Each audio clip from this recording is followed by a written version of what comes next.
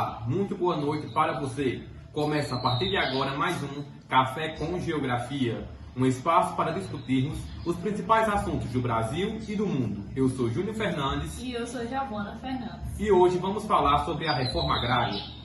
Quando pensamos em reforma agrária, a primeira coisa que nos vem à cabeça é a redistribuição de terras. Na prática, ela não é muito longe disso.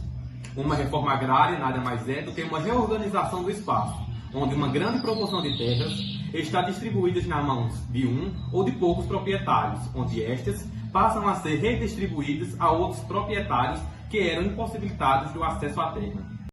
A questão agrária é um importante elemento no debate brasileiro. Nosso país é, ao mesmo tempo, fortemente dependente do agronegócio e altamente concentrador de terras.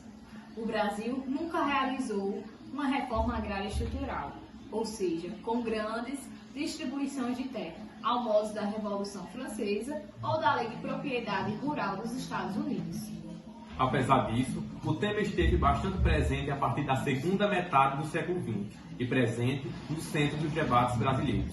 E para falarmos a respeito deste assunto, vamos convidar 4 alunas do curso de Licenciatura Plena em Geografia da Universidade do Estado do Rio Grande do Norte, campus Paulo Sérgio. Convidamos elas, Carolina da Silva, Daniele Cruz, Márcia Eduarda. Boa noite a todos. Então, gente, um dos momentos icônicos em que se falou sobre a reforma agrária foi dentro da proposta de reformas de base do governo João Goulart. Entretanto, com a queda dele e a tomada do poder pelos militares em 1964, as reformas de base de Jango, como um todo, não se realizaram. Apesar disso, a ideia de reforma agrária permaneceu viva com a criação do Estatuto da Terra em 1964, que trouxe o conceito da função social da terra. Apesar da não realização das reformas de Goulart, no ano de 1964 foi criado o Estatuto da Terra, que nele visa discutir, entre outros temas, a questão da reforma agrária. Logo no seu primeiro artigo, o Estatuto traz uma definição para o termo no Brasil. O que seria a reforma agrária? Seria um conjunto de medidas que visem a promover melhor distribuição da terra, mediante modificações no regime de sua posse e uso, a fim de atender aos princípios de justiça social e aumentar a produtividade. Além disso, ali fica estabelecido que para que alguém pudesse manter sua propriedade de terra, este deveria desempenhar uma função social. E o que seria essa função social? De acordo com o segundo artigo desse mesmo estatuto, uma propriedade desempenharia função social quando favorece o bem-estar dos proprietários e trabalhadores, assim como de suas famílias, e também mantém níveis satisfatórios de produtividade, e assegura a conservação dos recursos naturais, e observam as disposições legais que regulam as justas relações de trabalho. Na prática, isso quer dizer que a terra, diferente de outros bens, como casa, carro, ela precisa ser adquirida e ser usada. Para que o seu dono tenha o direito de manter a posse, ela precisa ser produtiva. Apesar da criação do Estatuto, não foram feitos grandes movimentos a favor da reforma agrária, e o tema foi pouco discutido. E só é com a redemocratização, na década de 80, que esse debate voltou à tona, estando presente inclusive na Constituição de 1988. A concentração de terras vem do próprio modo como o Brasil foi colonizado. Por meio de capitanias hereditárias, as capitanias eram grandes porções de terra doadas a capitões donatários, responsáveis por sua administração. Mas mesmo no modelo de capitanias, havia possibilidade de doações de terras e um vasto território a ser explorado. E com a Lei de Terras de 1850, já no segundo reinado brasileiro, que a estrutura concentrada se solidifica e são estabelecidos os grandes latifúndios, segundo essa lei, a única forma de se adquirir terras no Brasil passaria a ser através da compra direta, seja das terras devolutas de propriedades do Estado ou das privadas. Isso que foi apresentado até agora, né? A gente vai ter uma ideia sobre a distribuição de terra tem sim um fator social e também é um direito constitucional. E também é uma das principais formas de diminuir a forte concentração que acontece nas terras brasileiras. Não fazer essa reforma agrária seria como privilegiar os interesses de quem tem dinheiro, ou seja, os capitalistas. Então, A reforma agrária, visto nesse ponto, seria mais um fator social do que econômico, né? É muito importante trazer essa discussão porque ajuda a formar uma geração de empregos e contenção dos fluxos migratórios que geram inchaço nas cidades. Boa noite.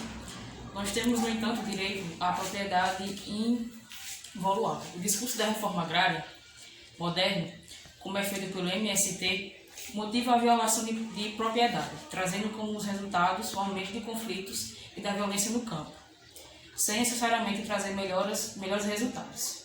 Temos ainda que o tempo histórico da reforma agrária passou. O mundo rural brasileiro mudou radicalmente nos últimos 30 anos e não faz mais sentido se falar em reforma agrária, a não ser que não é uma bandeira nacional. É preciso fortalecer a estrutura do campo e dos grandes motores do PIB brasileiro e não enfraquecê-lo. A não solução da questão agrária continua sendo um impedimento ao desenvolvimento mais equitativo e justo do país. Em 2017, a Organização das Nações Unidas para a Agricultura e Alimentação afirmou que a justa distribuição da terra é necessária para erradicar a fome e alcançar desenvolvimento sustentável. Segundo Graziano da Silva, agrônomo, professor e escritor brasileiro, se não existissem outras, bastaria essa, a pior das reformas agrárias, que ao menos garante casa, comida e trabalho por uma geração, custaria menos da metade do que é gasto para manter alguém na cadeia. A social deixou o campo e foi para as cidades. O caminho é buscar melhores condições de vida para as pessoas nas cidades, ao invés de manter altos gastos sem grandes resultados com a reforma agrária.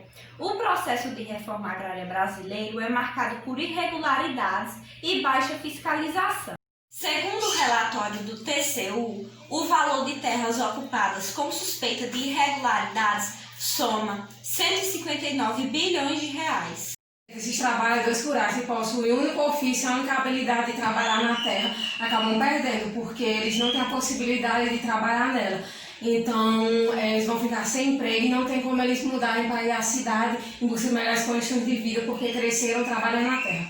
A influência da terra pequena em relação ao valor do produto, hoje, faz se valer a pena a produção agrícola, a modernização. As pequenas produções que a reforma agrária não contrariam, como grandes investimentos ou capacidade de tratar a terra, e acabariam discriminadas pelo mercado. A questão do campo está longe de ter o fim no país. Como vocês podem perceber, a reforma agrária ela movimenta paixões opostas e continuará ocupando espaço no centro dos debates brasileiros. No início de 2019, o tema voltou ao centro nos debates, quando no dia 8 de janeiro o presidente da República, Jair Bolsonaro, decidiu a suspensão da reforma agrária. Contudo, no outro dia, o governo voltou atrás da decisão. É preciso refletir sobre os riscos de fazer discursos polarizados e extremistas, de qualquer um dos lados, sem ouvir o outro. O debate vai sempre existir, mas é importante que ele se faça no campo das ideias, sem extremismo e sem sensacionalismo, para que a violência não tome conta.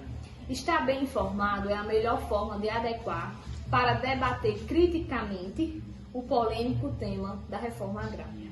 Infelizmente, nosso tempo está chegando ao fim, mas quero agradecer a todos. Foi um debate muito esclarecedor. Quero agradecer em especial às nossas colegas universitárias pelo excelente debate. E você, qual o tema que é para o nosso próximo vídeo? Mande sua sugestão, crítica ou elogio para a gente através do nosso WhatsApp 84-98150-9774. Este foi o Café com Geografia de hoje.